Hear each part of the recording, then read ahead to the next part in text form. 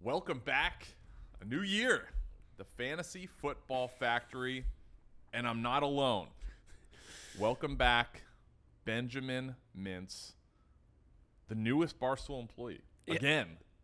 I mean, how can you come back if you never went away? Yeah.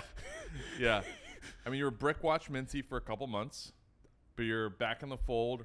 Stool Mintzy, is it? Yeah, so whoever – okay, so we're back for those who I guess are following it or haven't followed it. Was let go on May the 3rd. Okay. And on August the 8th, 3 months and 5 days later, our esteemed boss and president, Dave Portnoy, has officially bought back 100% of Barstool from Penn. And I think within 5 minutes of the announcement, I was immediately rehired. And I had no idea. Dave had told me, like for behind-the-scenes stuff, I know a few people of our top guys, of course, knew about it. I not being anywhere near that part of the food chain here. Dave told me on Monday, because I was trying to get a hold of him for some Brick Watch stuff, because I've got some really fun stuff going on. He's like, I have a really big announcement tomorrow. I'll call you after it. And I thought, I feel like Dave has a lot of announcements, And so when he says I have a big announcement, I'm just like, okay, I'm sure it'll be something. Just don't think anything of it whatsoever. And I'm in North Louisiana driving down the road, and I get a call from my buddy in Baton Rouge. He's like, are you getting hired back by Barstool? I was like, what the hell are you talking about? He's like, I just saw on CNBC Dave Portnoy just bought back 100% of Barstool. I was like, well, I guess I probably am then. And, and then in true fashion of me, I'm on the phone with one of my best friends, talking about the Dave thing. I missed Dave Portnoy beeping in to read. I didn't see the beep. You missed Dave's call. I missed Dave. You didn't see that? I missed Dave's call. And then I saw it. I was like, oh, my God. I thought that was a flashback from when he originally called. So no, I missed Dave's call. Okay. I missed Dave's call, and I freaked out. I was like, oh, my God. And I called. It was 2 minutes later. I called him back. But – yeah, immediately, Dave and I talked on the phone. I'm sure people have seen the video. I was probably not being the ideal driver on the road. So you missed this call. You called him back. You didn't pull over. You kept going to your destination. Yeah. And I just was banging the steering wheel, saying felt like I was floating in space. And so behind the scenes stuff in the last few months, too, touch on before we get into tight ends for fantasy. But, I'm not going to share what they were, but it was very interesting because when everything went down, at first I was like, man, I better get my poker game sharp because I'm not going to be able to get a job for 3 or 4 years. Yeah. Because I was like, and this is, I was like, I'm going to be too hot to touch for a while. But it broke the other way because everybody knew.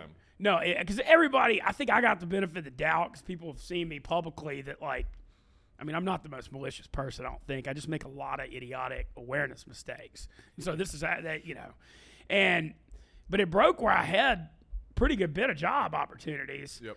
And I did 6 weeks of Poker Go in Vegas working for the World Series of Poker. I thought that was the perfect bridge summer job. I was like, I can do this for 6 weeks while I figure out the next thing.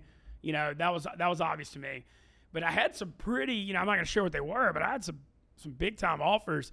But when Dave came back to me, so Dave actually called me on May the 13th. So that was 10 days because I went ghost. People were freaking out. My attorney, I have 2 of my friends that kind of like my attorney advisors. Okay. They told me to shut up on social media until I got everything figured out. So I went ghost for 10 days. After saying you had a big announcement. Yes. Yeah, but the silence was deafening. Because everybody was like, what is going on? Is he okay? Blah, blah, blah. And I was actually – the thing with life, it's all how you look at it. I mean, people were worried I was suicide. I talked to you right after, and you were in very good spirits. I was like, this is going to be okay. Yes. I was pretty confident. And so I was just like, whatever, I'm going to get on with my life. If I sit around at home, I'm going to get depressed. So I just went to Jazz Fest in New Orleans, and I went to North Carolina and visited my sister and friends and played poker. And I was just like, I'm just going to get on with my life. What was interesting was being in public at Jazz Fest. I mean, I must have had 400 people come up to me acting like I was dead. I mean, they were just so sorry. I'm like, it's okay. Yeah. We're going to be okay. But so Dave calls me anyway, back to it. Dave calls me. I signed my severance finally and get that figured out so I can start talking again. And Dave calls me immediately the next day. And that was a video. The first thing Dave asked me was, are you thinking about suing us? I was like, what? He's like, because I went radio silent. He was wondering what I was doing. Okay. Yep. Because, and I was like, no. I was like, I didn't never think about suing y'all. That bar, never. I was like, I did try to get, as much severance as I could, obviously. Sure. But he's like, okay. Well, all right. Well, how do you feel about being the first employee for Brick Watch? I was like, what the hell does that even mean? And then he explained it. I'm like, I was like, well, that sounds good. Because for Dave to, like, create the new job and have, and I immediately decided, like, that's what I'm going to do. Like, Dave found me 2.5 years ago, had my back. I can't leave that loyalty, Yep. And so I had the Poker Go job, and then took, I did on May 31st, which is my 40th birthday. You see, in front of the Steve Gleason statue in New Orleans, the Rebirth statue. I kind of selected that for the, model of it. Yep. Announced the Brick Watch thing.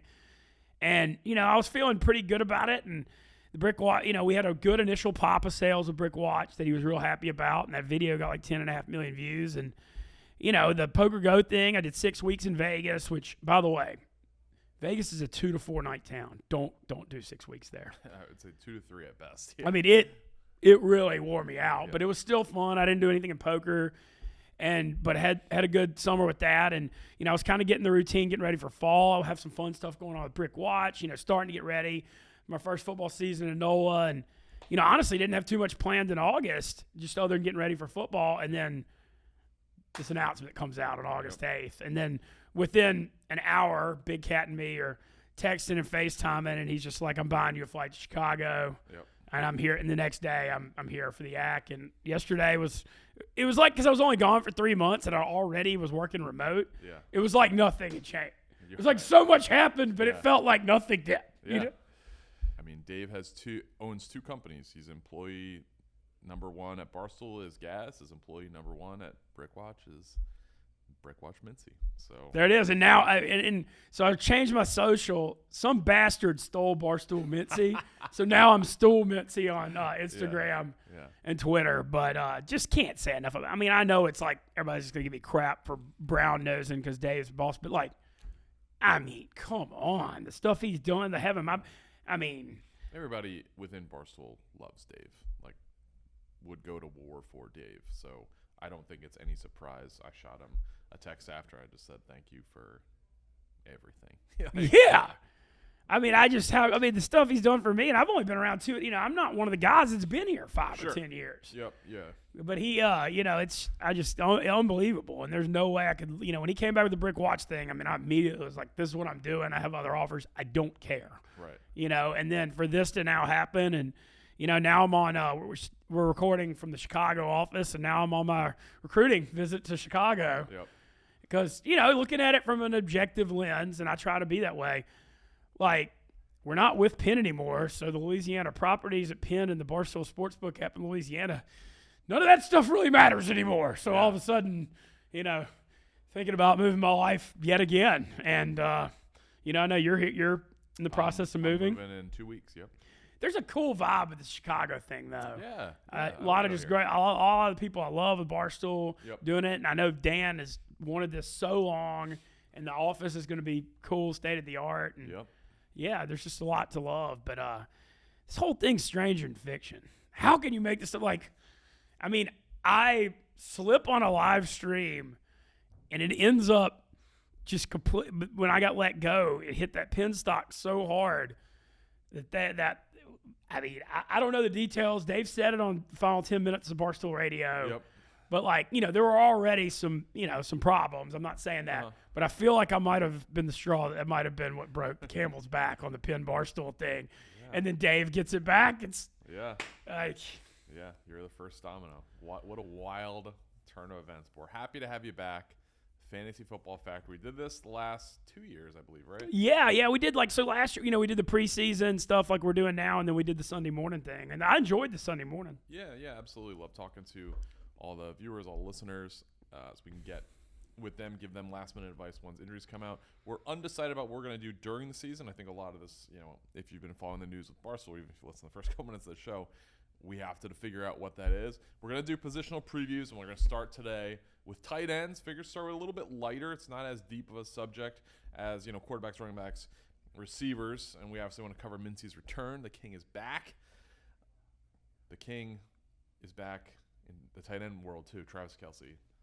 He has to be tight end 1, right? Oh, he's easily tight end 1, and that's not even the debate. The debate is, and I'm a pro believer in this, and I did it last year in one of the big leagues, is, do you spend a first-round pick on him? Mm-hmm. And I believe I do, because the advantage he gives you, I mean, you're getting like, I know you're, probably looking at the numbers. I mean, what is he, a 7 to 8 point? Yep. You're getting, if you're looking at fantasy, it's a matchup thing. You're getting a +7 or +8 by your matchup at tight end if you take Kelce. Yes. And I'm a believer, as the years have gone on, and you were the original on the zero running back thing, but the volatility at running back when you take them first round with injuries and stuff is just so crazy. I mean, look at Jonathan Taylor last year. Right. He was a consensus number 1 pick. That happens all the time. But when you get Kelce, you freaking know what you're getting. Yep. Patrick Mahomes is there. He's going to get you way over 1,000 yards and double-digit touchdowns and be consistent. And when you're spending a first-round pick, you want to have an asset that you can rely on and trust. Yeah. And I feel like he's that. And then last year was interesting because everybody, including me, was just like, oh, Tyreek's gone. I don't know. Like, Kelce's going to get more targets, but are people going to double him? How's that going to work? Doesn't matter. I mean, he almost had – I think he had an even better year. The 6th most targets in the NFL, 152 targets. Extrapolate that over 17 games, getting 9 targets a game steadily, 110 catches, 1,338 yards, 12 touchdowns. With the Kansas City offense, I mean, with Patrick Mahomes at the helm, they're going to be a high-scoring offense. He is their top red zone target. Like, he is the guy. He is my 5th overall player. I rank him. I've got him right there, too. I look at – it's really hard to not love Christian McCaffrey. I know the injuries, but – the skill set. No, I get it. The skill set's just too good. He's in an offense where he's going to be the guy. They are a good team. He can catch the ball, obviously. Really good runner. They're going to score a lot. Their quarterback situation, Brock Purdy, who exactly knows what he is. A lot of people are very high on him. The fantasy industry, a little bit lower on him, and he's in the 20s. I think he's ADP 23 right now. As long as Kyle Shanahan's calling the plays, I think he'll be all right. Yeah, the running back is going to be very, very good, and he is the best running back in the game, really, when you look at and then, especially you look at PPR too. Yes. Yeah, I mean, even if you're half point or point, I mean, like McCaffrey's almost like you have a running back and a receiver. Yeah. As far as receivers versus Kelce, I'm not going to go too overboard. I love Kelce. He gives you such good positional value. I would put him a little bit below Justin Jefferson. I would put him a little bit below Tyreek Hill, and I would put him a little bit below Jamar Chase. But right there at the the Stephon Diggs, if you're in the AJ Brown camp, if you're in the Cooper Kupp camp, I put him above those guys. I think Travis Kelce just gives you such an advantage. Again, you're talking PPR 7-point advantage against your opponent. Like, that's where you want to be. Tight end is such an inconsistent market, and we'll talk about that in a minute, but he is easily a first-round pick. For me, he's a top half of the first-round pick. And even more on a fantasy strategy thing, if you're like a good owner and you're going to mine the waiver wire and stuff, like you feel like you're going to find more running back and receiver value later, you're never going to find more than Kelce at tight end. There's just nothing like it. So I think we're kind of in the same camp around on him being number 5. And, that's not even – there's no debate on if he's number 1 or not. It's just how high do you take him. Where the debate starts is, now the guys behind him. Yeah. And I know Mark Andrews has, him and Lamar have had a great chemistry over the years. He catches a lot of touchdowns. But I still don't know if I'm burning. How high of a pick would you burn on Mark Andrews? I think I'd say 4th or 5th round. I mean, I wouldn't go third. If we're talking 12-team league, I think 3rd is a possibility. I know what you're saying. I don't have Mark Andrews as my tight end 2. Okay. He's my tight end 3. I think Baltimore has loaded up. He obviously had a great year a couple of years ago. Last year he missed 2 games, 113 targets, 73 catches, 847 yards, 5 touchdowns. That is not production you're looking for in a 3rd or 4th round pick at tight end. That is a fine year for a tight end, but people had high hopes from Mark Andrews coming off that monster year 2 years ago. And he really is tied to Lamar Jackson. I mean, Lamar Jackson missed a couple games. He is injury prone. I do think, Lamar getting paid, I think he's in he's not in a contract prove it year, but he got paid, and I think he's going to show out this year. I think he's a solid bet for MVP. So I think Andrews is a viable option. But if you look at their offense, Zay Flowers is getting a ton of buzz as a rookie. Mm-hmm. Rashad Bateman is back off the year. Paid Odell too. Odell Beckham got a ton of money. there's a lot more mouths to feed. Todd Monken is offensive coordinator. They're more of a throw it deep offense. Monken used those tight ends in Georgia, though. Yeah, he did. I mean, he really used that 2 tight end thing in Georgia. Yep, and Isaiah Likely is another, threat, especially right around the red zone, that can detract from Andrews' fantasy value. I have T.J. Hawkinson. Okay, dude, Hawkinson was getting so many targets in Minnesota. Mm-hmm. I mean, Cousins was really – because it got where other than Jefferson, he was getting the targets. Yep, in 10 meaningful games with Minnesota. So he had one game where they didn't really play. So I'm going to scratch that one from the board. But I'm going to include the playoff game. In 10 meaningful games with Minnesota, he had at least 6 targets in every game. That's what I'm looking for from a fantasy tight end is consistency. So T.J. Hawkinson is exactly that. 70 catches over those 10 meaningful games, averaging 7 catches, 63.2 yards, 0.3 touchdowns a game. You'd like to see that go up a little bit. So that's 11.62 fantasy points and half-point PPR, 15.12 points in PPR.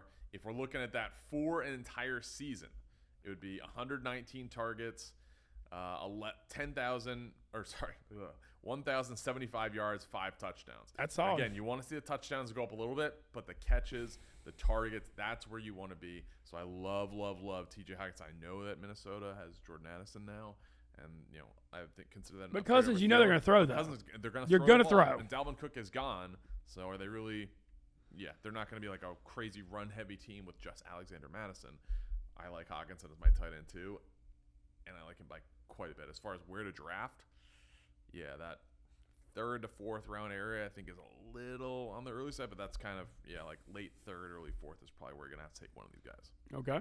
Who's is Andrews your tight end too? I'm gonna lean. I'm gonna go Hawkinson with you. I agree with what you're saying because it really comes back to the consistency part. Yeah. Andrews, he could have some 2 touchdown games, but he's gonna have some 1 or 2 catch games. And I like that consistency in targets. And then you look at Minnesota, they do have Jordan Addison. He could be good, but he's still figuring out his role. Yep. And, we've all known what Justin Jefferson could do, but Hawkins is the number 2 target, clearly. Yeah. And Cousins is going to throw it. He's throwing, what's Cousins throwing for over 4,000 yards? How many years in a row now? Right. He's throwing for 250 plus every, game. So I like it. I'm going to go with Hawkinson number 2. So the next tier, what are your thoughts on Kittle this year? Because I loved what I saw with him and Brock Purdy last year, and I know Purdy's coming off the elbow injury, but all signs in camp point toward him being the guy. This is a really, really tough one because it's 100% injury dependent. Yeah. If he plays, he will be good, and there was nobody that played better in down the stretch from the tight end position than George Kittle. Final 4 games, he finishes with 18 catches, 265 yards, 7 touchdowns in the final 4 games. So this guy's on fire. He missed 2 games each the last 2 seasons, so that's all right. Last year finishes with 60 catches, 765 yards, 11 touchdowns. He has not had a 1,000-yard season in the past 3 years. He had that crazy 1,300-yard year that 1 year. Yeah, so he's averaging about 770 yards his past 3 years. He's a really tough evaluation because you get these incredible booms like you did the final 4 games, and I love when guys end the year on a really, really high note like he did. The yardage concerns, a lot of mouths to feed. Christian McCaffrey, they got a good their receiving core is you don't know how Brock. I don't anticipate him having a Kirk Cousins like yardage total from a passing perspective. They don't want him to. They want to run the ball. That's not what they're designed. I have him as a pretty clear tight end 4 below Kelce, Hawkinson, Andrews, but above. The other guys, Goddard, Pitts, Waller. So. No, that's exactly where I have him. I think I'm a little higher on him than you because I just thought, when you watch those games, how much Purdy looked to him. And with Purdy being a young quarterbacks, tight ends are like safety valves a little bit. Yeah. And, it just seemed like they were kind of clicking. And part of – I know that he has been inconsistent because the injuries the last few years, but it's been it's been a musical chairs at quarterback. And I think a lot of that's been – part of it, and it seemed like him and Purdy having that good chemistry, they can build off it. Yeah, absolutely. So next guy, another controversial guy. Where do you have Kyle Pitts? I've got him 5 over Waller. I know Waller's going to be somebody we discuss too because he's been discussed heavily. But Look, I just feel like sometimes this happens in fantasy where people get like in love with a young guy and his skill sets and attributes, and then maybe it takes him another year or two to break out than people think. And Pitts is flash, but he hasn't been consistent, and he's had some injuries too.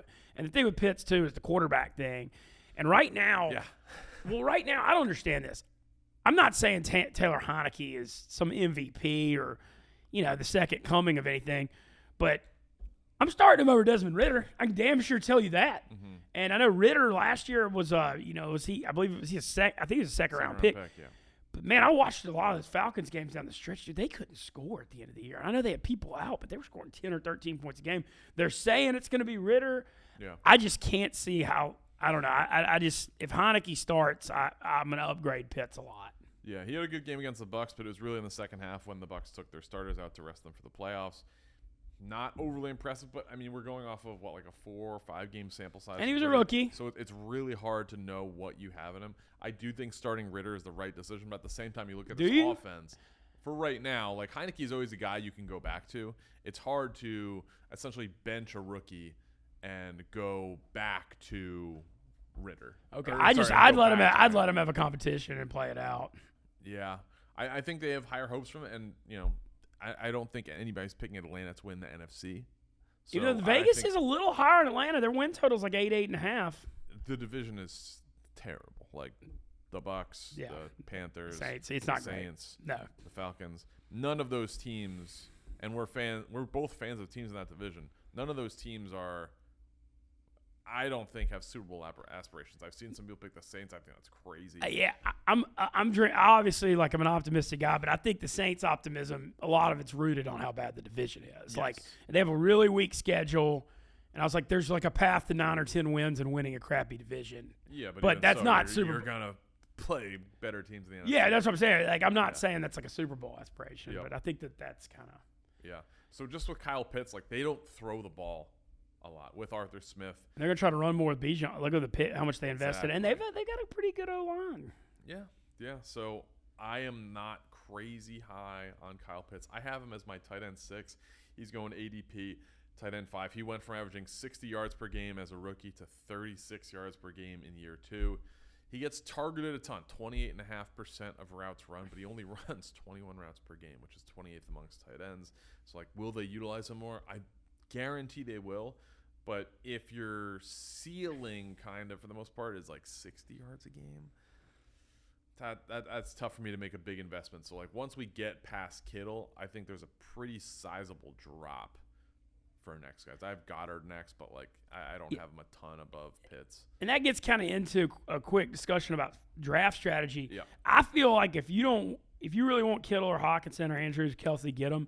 But after that, I'm not really taking any of these guys. While people are burning 6th, 7th, 8th round picks on these guys, I'm getting running back depth, receiver depth, and I'm gonna wait till we get down to some sleepers a little bit and try to piece together tight end. Yeah, because you can get some of these guys on waivers undrafted, like Dalton Kincaid. Obviously, we're going off of camp. This guy was a high pick, end of the first round pick. He's been shredding up in camp, high-powered offense. He can make a difference. Dawson Knox has been good. Kincaid looks like a better version of that. I have him as my tight end 8. Are there any sleepers? That you like? Okay, a few of them. Okay, a few of the ones I like. You mentioned one. So Kincaid. I watched a lot of college football. In the game, there was a USC-Utah game in early October that was just 43-42 or something like that, wild game. He had 260 yards in that game. I'm talking. I watched the game and I was like, dear God, this guy who is dominating. And you don't see tight ends often with that kind of explosive ability. And look, I like Dawson Knox. He's an Ole Miss guy and stuff, but he's been inconsistent. He's certainly flashed, but he's also been kind of injury prone. I mean, him being there, I don't know that really gets in Kincaid's way too much. Is basically what I'm saying. So he's one I like. I like Greg Dulcich a good bit. Yep. I think Sean Payton. I mean, of course, I'm biased, but I just can't see how the Nathaniel Hackett, the Sean Payton thing doesn't at least help. I don't know if old school MVP level Russell Wilson's coming back, but he can't be worse than what we saw last year. Yeah. And even with that, he looked for Dulcich a lot, and so he's one of the ones I like. I like Evan Ingram. I know that it didn't go well in New York. He had a lot of drops and injuries and, whatever. But he had a great year 1 in Jacksonville. 98 targets. Yeah, and Lawrence, The thing is, Ingram's like he's like a wide receiver that plays tight end. I mean, and when you look at Lawrence took a huge step forward in year 2, and you kind of almost just have to throw out his rookie year anyway because everything can happen. And now they've got Calvin Ridley, which is going to make that offense even more explosive. So I really like Ingram. I don't think it was a fluke. I think he's one of the guys I like. But those are kind of, I'd say 2 of them. I don't think I'm not saying he's like a super starter, but I like Juwan Johnson with the Saints a lot, just because he's another wide receiver in college that plays tight end. Yeah. He had a good chemistry with Dalton last year, but I just don't see how Derek Carr's not a lot better than Dalton. So he's, I'm not saying he's like awesome, but he's a guy I'd look for later. Yeah, that brings up kind of the final question I have amongst tight ends. You're a Saints guy. You're obviously watching every single game. How do you feel about Taysom Hill as a fantasy tight end?